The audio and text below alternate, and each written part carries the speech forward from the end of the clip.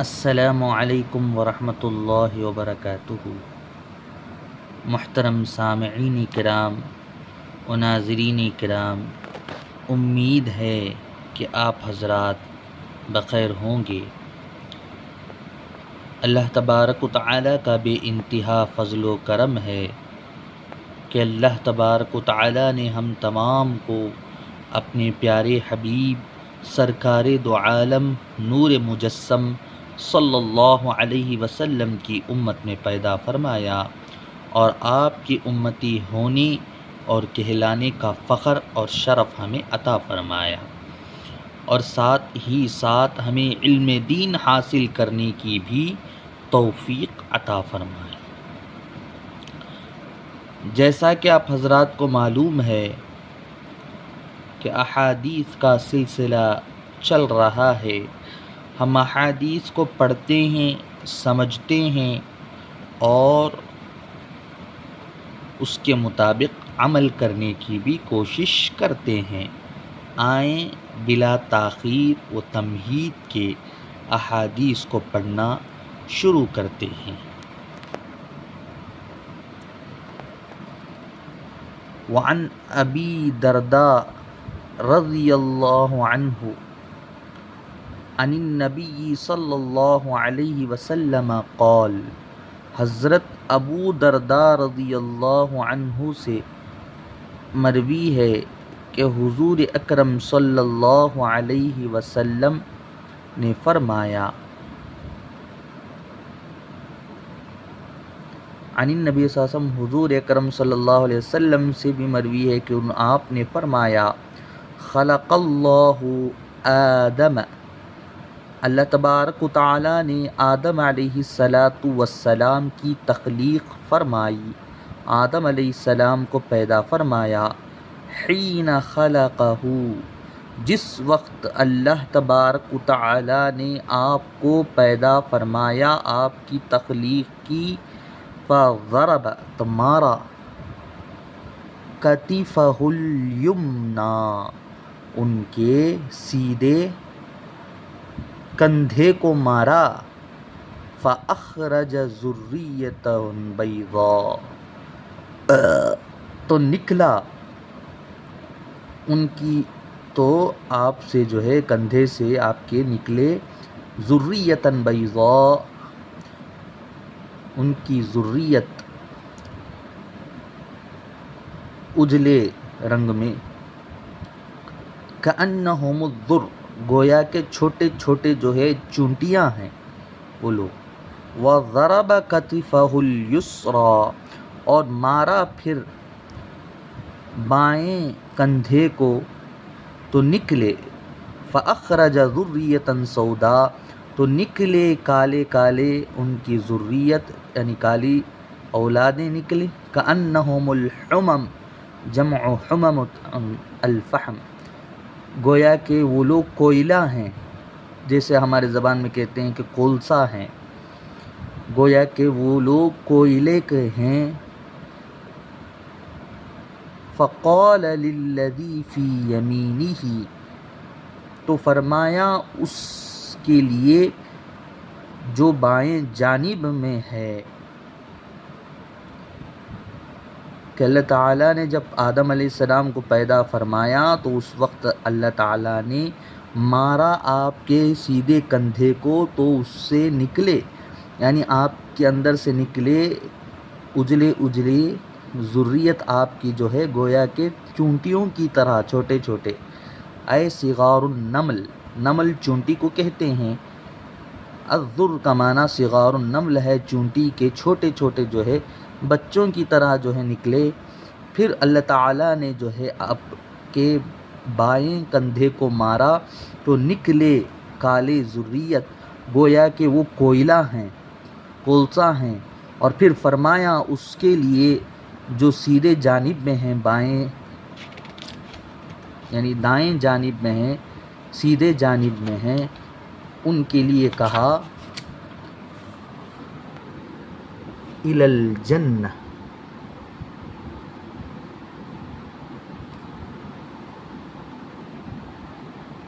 جنت کی طرف، ولا ابالی، جو بائیں جانب ہیں ان کے بارے میں کہا کہ وہ جنت کی طرف جانے والے ہیں.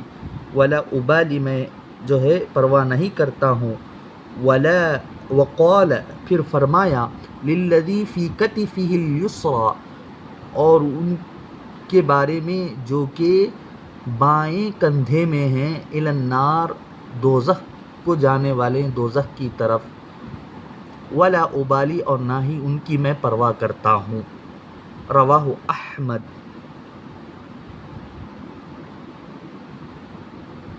امام احمد نے اس حدیث کی روایت کی ہے. تو یہ حدیث ہمیں سمجھ میں آ گئی.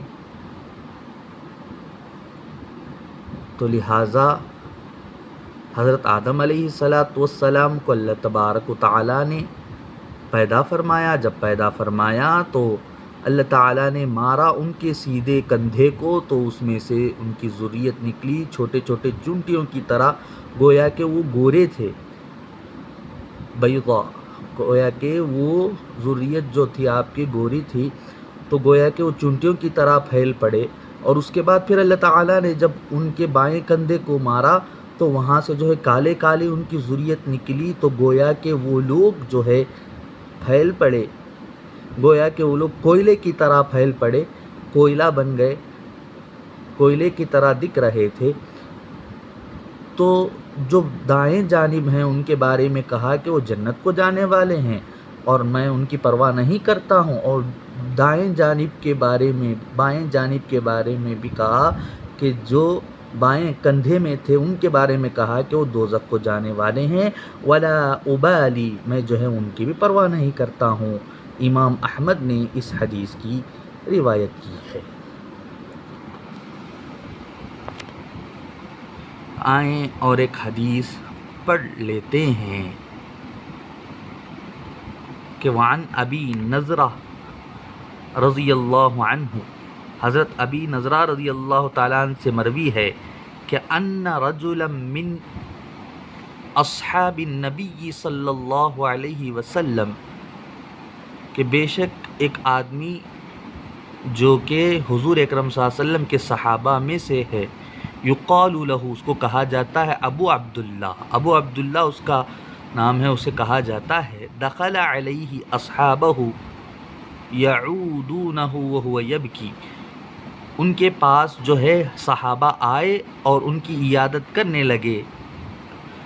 وہو یبکی، اس حالت میں کہ وہ رو رہے تھے. فقالوا، تو صحابہ نے کہا لہو ان کو، ما یبکیک، تم کیوں رو رہے ہو، تم کو کس چیز نے رلائی ہے؟ تو کہا الم یقل لک رسول اللہ صلی اللہ علیہ وسلم، کیا حضور صلی اللہ علیہ وسلم نے نہیں کہا تھا تم کو، خذ من شاربک، کہ تم جو ہے اپنے مونچھیوں کو چھوٹا کرو، پست کرو، پکڑو اور چھوٹا کرو. ثم اقر رہو، پھر اس پر پابند رہو. حتی تلقانی، اس وقت تک جب تک کہ تم مجھ سے نہ ملو، اس وقت تک تم پابند رہو. قال، فرمایا بلا، ہاں ہاں. ولیکن، لیکن سمعت رسول اللہ صلی اللہ علیہ وسلم یقول، کہ میں نے حضور اکرم صلی اللہ علیہ وسلم کو فرماتے ہوئے سنا، ان اللہ عز وجل قبض بیمینہ قبضۃ، کہ اللہ تبارک و تعالیٰ نے اپنے سیدھے ہاتھ میں جو ہے ایک قبضے کو پکڑا ہے. وہ اخری بالید الاخری، اور دوسرے قبضے کو دوسرے ہاتھ میں یعنی بائیں ہاتھ میں. وقال، پھر فرمایا ہذہ لہذہ، یعنی یہ اس کے لیے یعنی جنت کے لیے، وہذہ لہذہ، اور یہ اس کے لیے یعنی دوزخ کے لیے. ولا ابالی، میں پرواہ نہیں کرتا ہوں. ولا ادری، تو حضرت ابو عبداللہ فرماتے ہیں کہ میں نہیں جانتا ہوں، فی ای القبضتین انا، دونوں مٹھیوں میں، دونوں قبضوں میں جو ہے میں کون سے قبضے میں ہوں، یعنی کون سی مٹھی میں ہوں، یہ میں نہیں جانتا ہوں. رواہ احمد، اس حدیث کو امام احمد نے روایت کی ہے. تو ہمیں یہ بات سمجھ میں آ گئی ہے کہ اللہ تعالیٰ جو ہے جنت کے لیے اس کے لوگوں کو پیدا کیا ہے، ایک قبضے کو پکڑا ہے مٹھی میں اپنے سیدھے جانب میں، اور پھر بائیں جانب میں بائیں ہاتھ میں دوسرے کو جو ہے بائیں ہاتھ میں پکڑا اور فرمایا کہ یہ اس کے لیے یعنی جنت کے لیے، یہ دوزخ کے لیے، میں نہیں پرواہ کرتا ہوں۔ تو راوی حضرت ابو عبداللہ فرماتے ہیں کہ میں نہیں جانتا کہ ان دونوں قبضوں میں میں کون سی مٹھی میں ہوں، یہ میں نہیں جانتا ہوں۔ تو امام احمد نے اس حدیث کی روایت کی ہے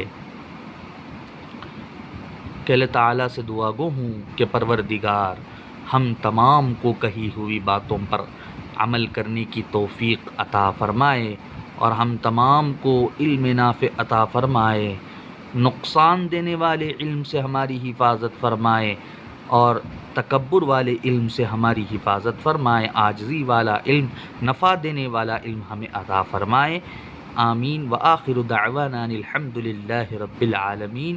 پھر اسی طریقے کی ویڈیو کے ساتھ ہم آپ سے ملاقات کرتے ہیں، تب تک کے لیے ہمیں اجازت دیں۔ السلام علیکم ورحمۃ اللہ وبرکاتہ۔